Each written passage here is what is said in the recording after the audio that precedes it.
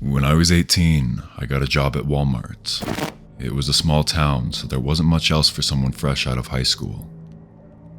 I had been there about a month and worked in the jewelry department, usually from mid-afternoon until the department closed at 9 p.m., and I would close the department by myself. At this time, Walmart was open 24 hours, so there were always other people around. One night, I'm locking the cases up and putting my things away, and an overnight stalker walks by to say hi. I look up, smile, and say hi back, and then go about my business.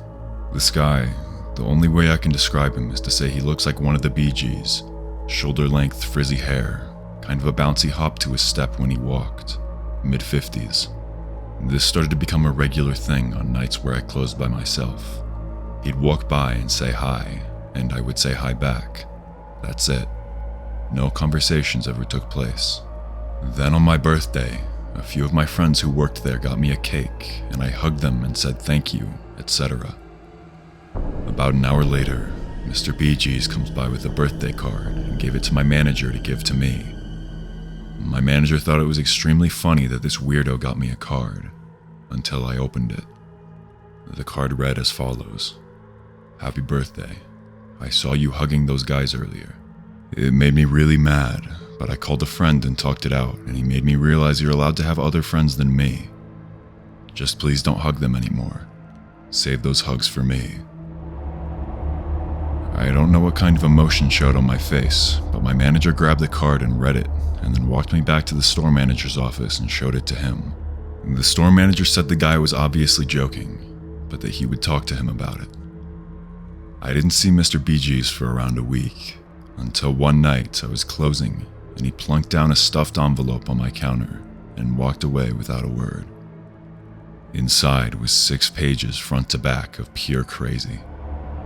It was basically his entire life story, all about his family and schools he went to, but with weird stuff like how his sister was a psychic and his father was an exorcist, and all other sorts of weirdness. The end of the letter was about how his friend who was 18 months old was missing, and how he knew she was being abused because he could hear her screaming his name in his dreams. So that also went to the store manager, and he had me write a written complaint and told me not to go outside by myself and not to wander near where the guy might be while I'm on my breaks. I wanted them to just get rid of him, but they refused. 2 nights later, I was finishing up for the night, and the way the counter is set up, there is one opening, and the counters go all the way around on both sides. He brought a handcart around with boxes for my department, but then pushed it to the only opening so that I was trapped inside. He just stood there and stared at me, while I looked at him with what I'm sure were eyes of terror. I was then, and still am now, riddled with anxiety. I don't like confrontation, and the last thing I wanted was for this weirdo to confront me about reporting him, twice. He whispers, "Sorry, didn't mean to scare you." I turned around and started finishing my closing tasks, pretending he wasn't there, even though I could feel him watching me. After a few minutes, I just looked at him and said, "Weren't you told to stay away from me?"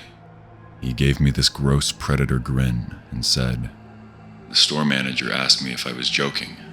I told him I was." Then he leaned in closer, as close to me as he could get with the counter between us, and whispered, "But I'm not joking." Then he walked away. For 2 weeks after that, he would randomly show up wherever I was. I would leave for lunch and he would be there, even non-workplaces.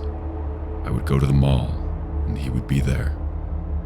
Another department manager told me he had been reported by 4 other people over the last 2 years for very similar behavior. I again went to my store manager, who told me the guy was harmless and maybe had a little bit of a crush. He was in his 50s, and I was 18, almost 19 during this. A week later, I gave my notice and quit, and he still works there 13 years later. Still gives me the creeps.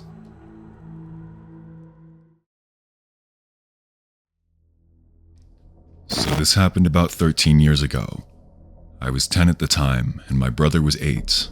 We had just moved to a new town earlier that year, and the Walmart here had this sweet arcade up near the service desk. So every time my parents would bring us grocery shopping, they'd give us each a few dollars and let us play in the arcade. The town had an incredibly low crime rate, and the arcade was near the front of the store where dozens of people were checking out. What could possibly go wrong? My brother was playing at the claw machine while I was standing on the side of the machine, trying to help him angle the claw perfectly above a stuffed animal he was trying to get. Suddenly, this random hillbilly walks up to the claw machine next to us, inserts a quarter, and begins moving the claw around. But for most of this time, he's making eye contact with my brother and smiling, not even watching the game. He's not talking to us, just staring and smiling. He had long, thin brown and silver hair, pulled back in a loose ponytail at the base of his skull, a camo trucker hat, and a long, scraggly beard. I remember vividly the way he smelled: stale beer, ashtray, and something that smelled like a sweet yet sour dirt, or maybe fungus. He tried making a bit of small talk with my brother and I, who were raised to be aware of strangers, but still be polite. Eventually, we get bored of the game we're playing, and I usher my brother to follow me to a new game, on the opposite side of the arcade. A few seconds later, the man follows us, stationing himself once again at the claw machine next to us. At some point, an overweight lady walks in and says to the hillbilly, "What are you doing to these little kids?" and then snickers at me. He replies, "I'm trying to win them some stuffed animals." She then begins playing the claw on the other side of us, so that my brother and I are sandwiched between these two strange hillbillies. His comment comes across as weird to me, because previously I thought he was trying to win something for his kids, but this entire time, he'd just been following my brother and I from game to game, trying to win us toys. This has been going on for maybe 20 minutes at this point. They followed us to several different machines and spent a lot of money. Each time my brother and I switched machines, they would follow us. The hillbilly said to the lady, "I'm out of money. You got any?" She says, "Nah, I'm broke too." My brother says, "I have $1 still." Now this is the point that really scared me. I remember listening to these two talk about some weird things with us, asking if I had a boyfriend, asking where we go to school, where our parents work, asking if we've ever done drugs, etc. But when my brother said he had $1, she responded with the most terrifying thing I'd heard from them yet. The woman suddenly bursted out, "Well then give it to him, boy." Her face was red. The tone in which she shouted was so ear-piercing and gut-wrenching that I could feel the blood drain from my face. My brother looked like he was about to cry. He handed her the $1, and her face lit up. She laughed it off, almost like she was trying to make it seem like she was joking when she yelled at us.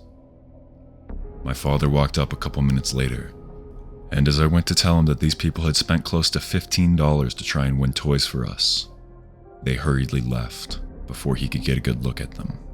My dad is livid. He takes us up to the front desk and tells them what I told him. They make an announcement on the intercom to keep an eye out for these people, and to report to an employee if they see them. They then call the cops. I don't actually remember this part, or much of anything after my father arrived, but this is what he told me. They never did find the couple. The police reviewed security cameras, but it was too blurry to make out any kind of detail. They told my parents that the couple left the store immediately after my father showed up, without any groceries. Every time I see a man or woman in Walmart that looks as I remember them, I get anxiety and try to avoid them. I hope I never meet that couple again. This happened about 2 years ago during the summertime. I had an early flight to catch and I needed to buy some cheap travel-sized necessities before I drove myself to the airport. So around 4 a.m., I drove to Walmart and parked as close as I could to the entrance. As soon as I parked, I looked to my left and noticed someone smoking out of a clear glass pipe. I thought to myself, this is what you get for being at Walmart at this hour. Anyway, I got out of my car and noticed 2 cars in another row of parking spots.